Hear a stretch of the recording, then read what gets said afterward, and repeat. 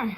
Another week of social distancing and virtual 412. This series is called Family Feud, which is kind of a weird, I think, title. Well, yeah, it seems like a weird title, but what we're learning from this though is that every family fights in some way.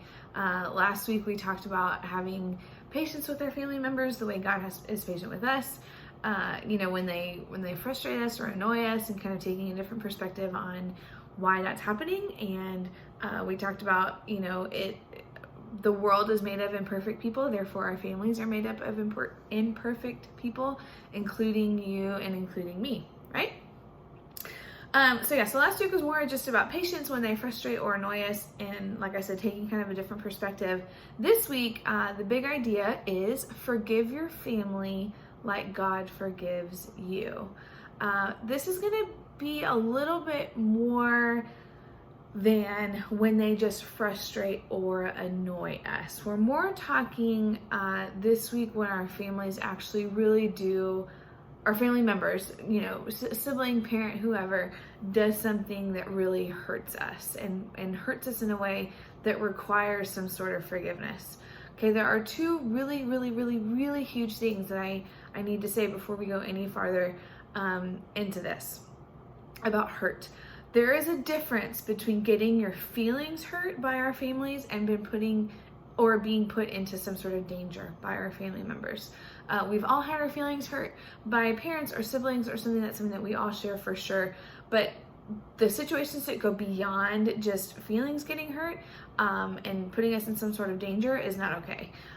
So if you or someone you know in your family is in some sort of, or has been in any sort of danger before, this is a bigger conversation that needs to happen, not just this forgiveness that we're talking about. So definitely let's have a conversation if that has happened to you or someone in your family.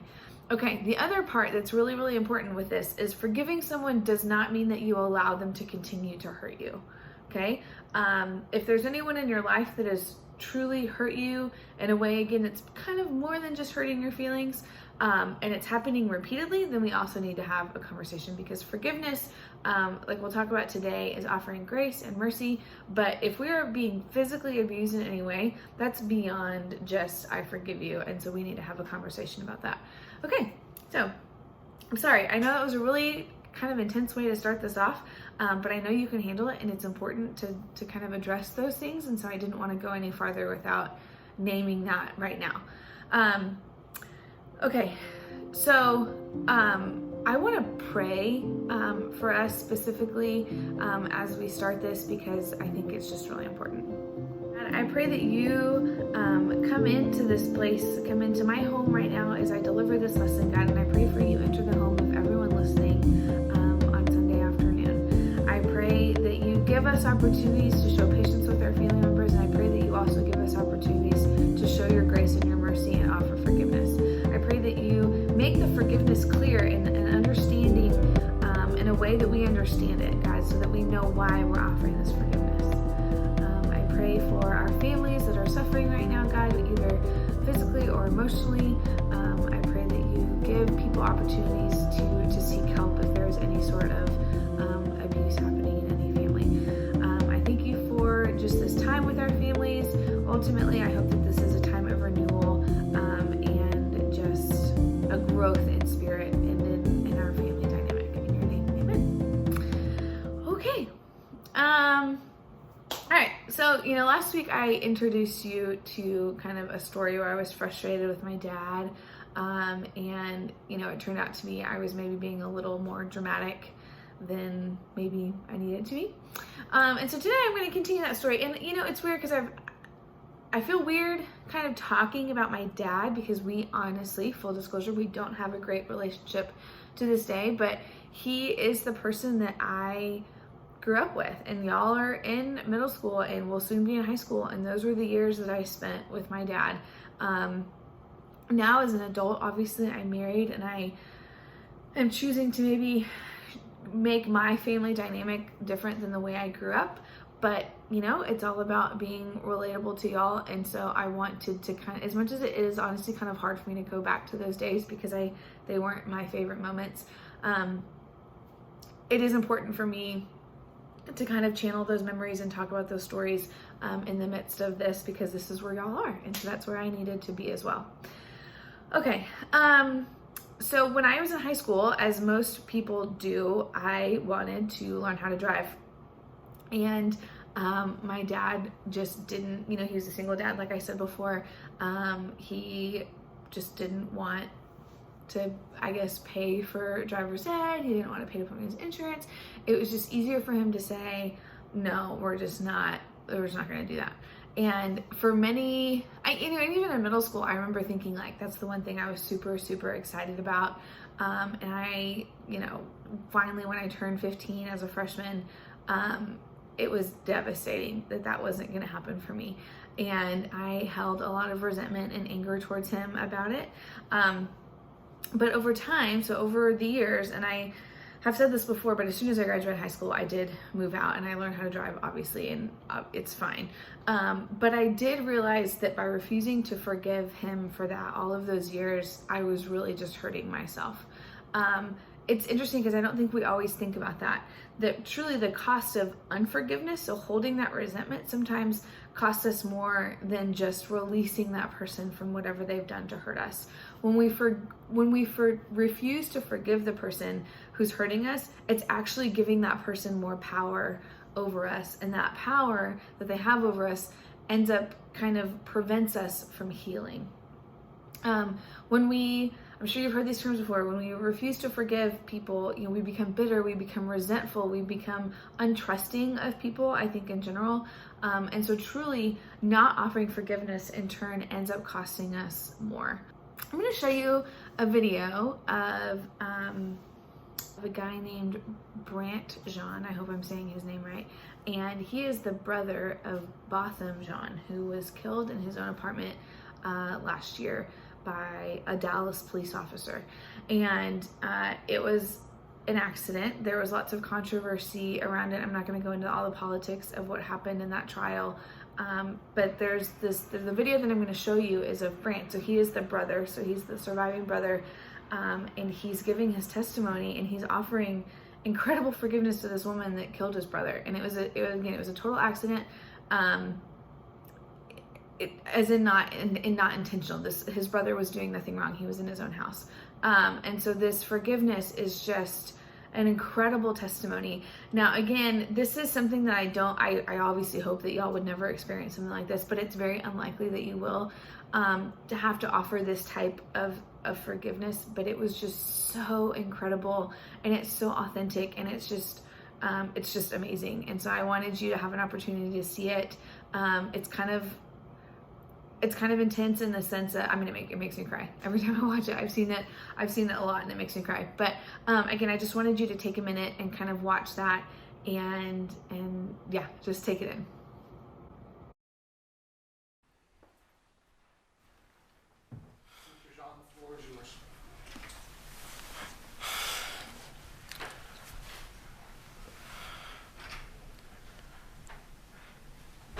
I don't want to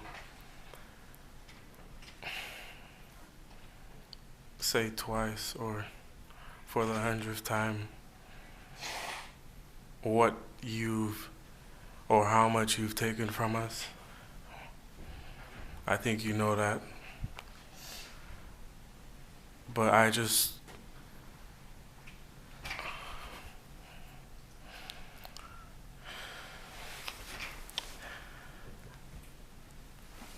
hope you go to God with all the guilt, all the bad things you may have done in the past. Each and every one of us may have done something that we're not supposed to do. If you truly are sorry, I know I can speak for myself. I forgive you, and I know if you go to God and ask Him, He will forgive you.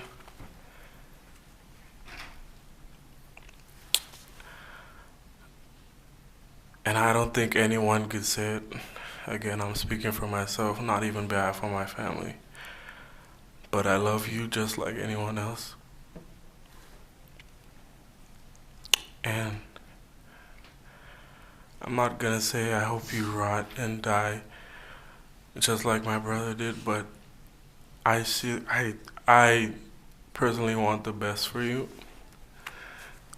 And I wasn't gonna ever say this in front of my family or anyone, but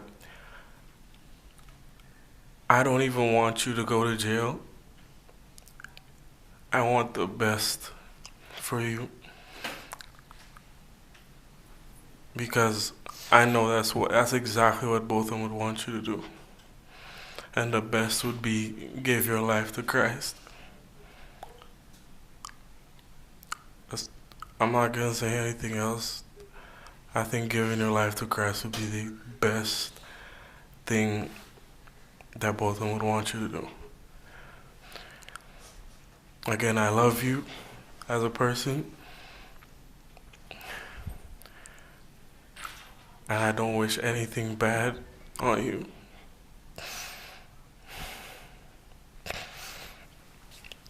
I don't know if this is possible, but can I give her a hug, please?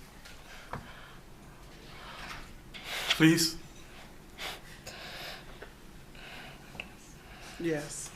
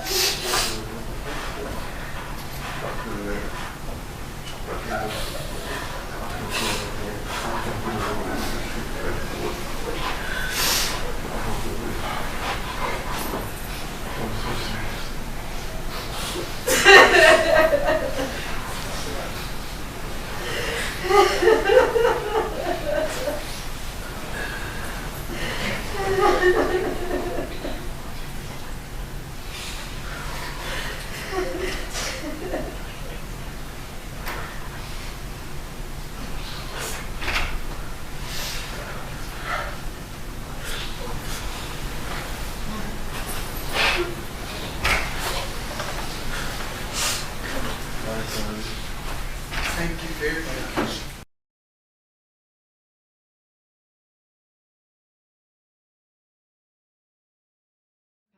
So, what I love about that clip is that he not only talks about like that's what his brother would have wanted him to do, but he talks about like her renewal, her new life in Christ, and her forgiveness in Christ, and how that's truly why we do this, right? I mean, like I said, I talked about in the beginning that holding grudges and resentment and bitterness really hurts us, but truly offering forgiveness is our way of just showing once again who Christ is and who God is and how we're called to be as Christians. And so I'm going to read to you from Colossians, 2 verses, one from Colossians and one from Ephesians. And these are both in the New Testament. Paul, the famous Paul that writes most of the New Testament, has written these letters as well. And he's giving these churches and these people of this new church kind of some instruction on how to live their life, which is super helpful. So this is from Colossians chapter 3, verse 12 and 13. Therefore, as God's chosen people, holy and dearly loved, clothe yourselves with compassion, kindness, humility, gentleness, and patience. Bear with each other and forgive one another. If any of you has a grievance against someone, forgive as the Lord forgave you.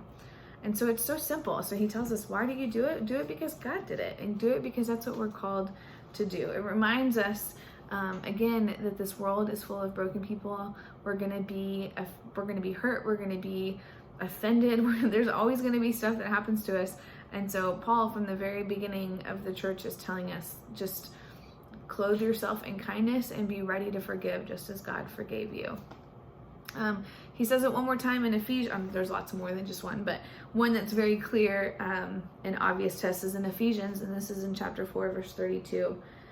Be kind and compassionate to one another, forgiving each other just as Christ, God, forgave you. So once again, like, why do we do it? We do it because God tells us we should, and because he did it, and because he offered the ultimate sacrifice and the ultimate forgiveness in giving us Jesus.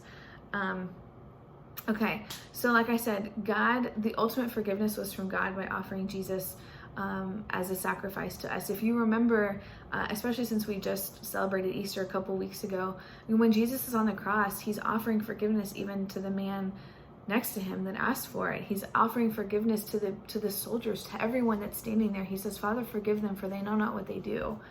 And I think they do, right? Like, I think obviously that, like, Jesus went through trial. He went through it wasn't just thrown on the cross like randomly. They did know what they were doing. They were terrible people. And so Jesus kind of gives them the benefit of the doubt. He's like, I think if you really would have known who I was or what I was here to do, maybe you would have changed your mind. But we don't see any of that. That's just kind of as us for us to interpret. And so Jesus offering forgiveness to them is incredible. Now, I think the other thing that I don't want you to take away from this is this doesn't mean, well, it's kind of a yes and no. So does this mean that we have to physically die on a cross? Well, no, I hope not. But what it is saying is that we do have to give up some of not who we are as into our core, but we do have to give up some of maybe our lifestyle. We have to be a little bit more understanding and compassionate of people. So when people wrong you, truly think about why and what's the cost of holding resentment. I mean, just like Brant did, like, his brother's gone. Like, there's no bringing him back.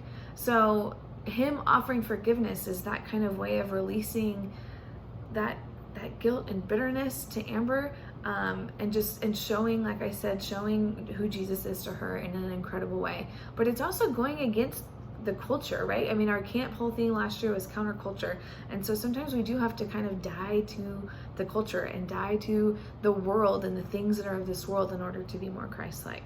Okay, the other thing that I think I hear a lot when it comes to forgiveness is, well, that's just not fair. It's not fair that person gets away with it and I forgive them.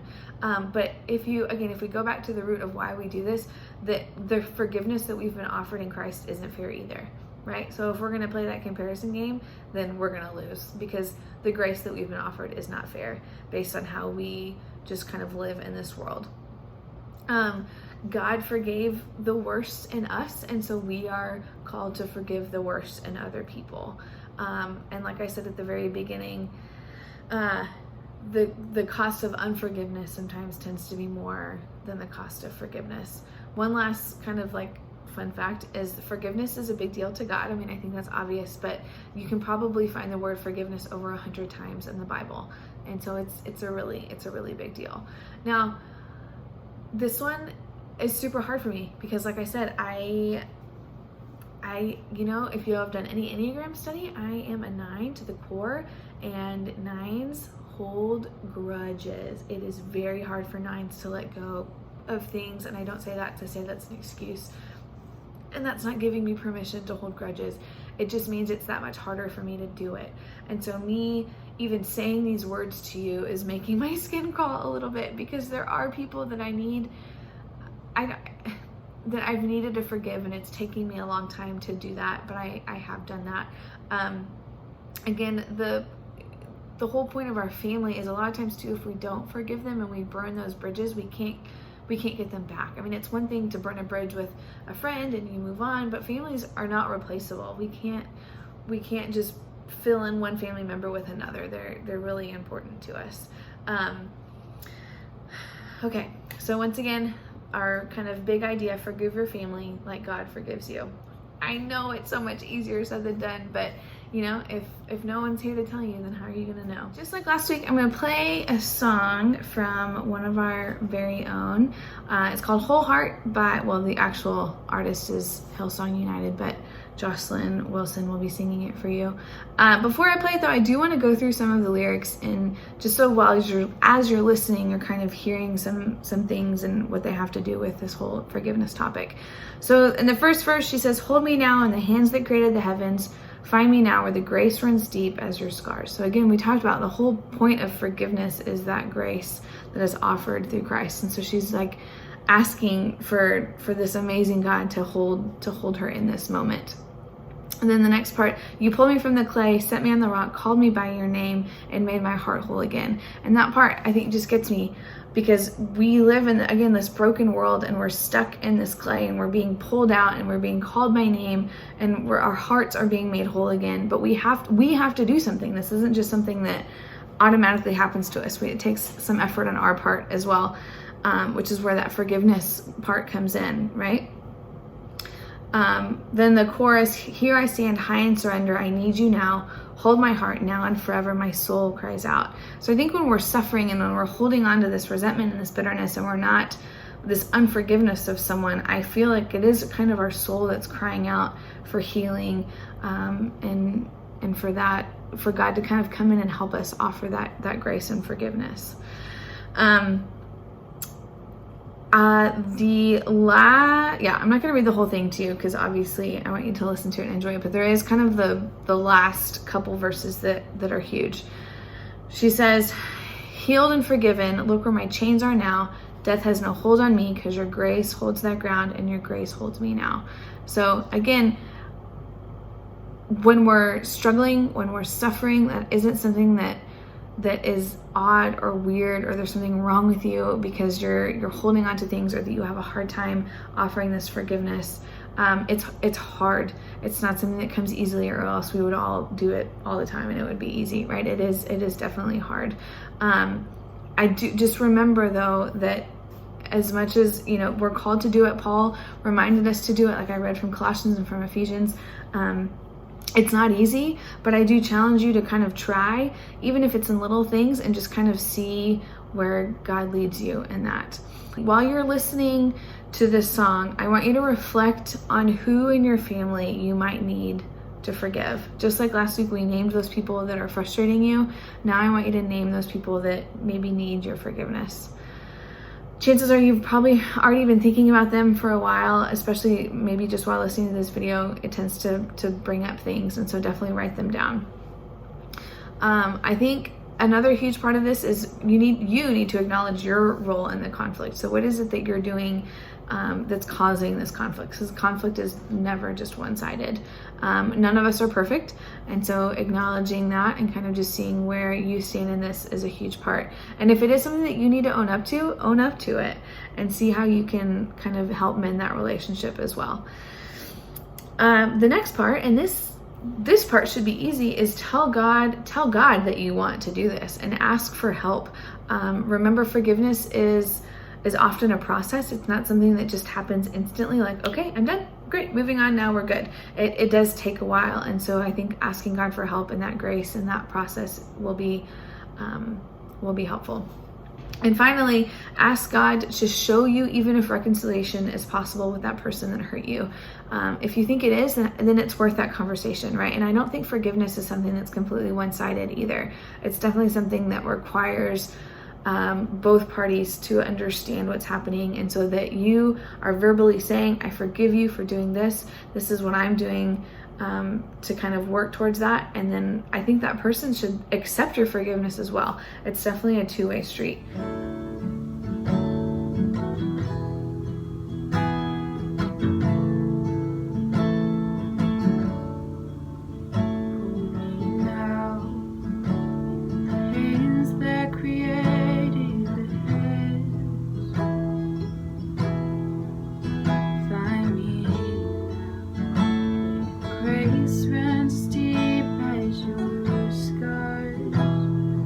Hold me from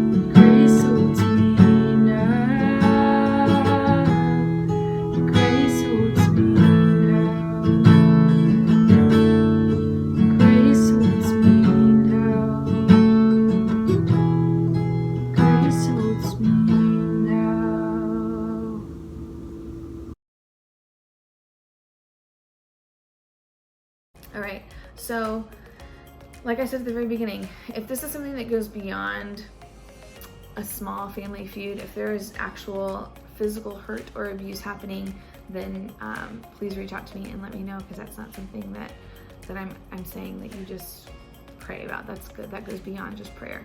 So I hope you guys are doing okay. I hope to see you at 4:12 p.m. and we'll play some games and just kind of check in on Zoom. Hope you guys are doing great. I miss you and we love you. Bye.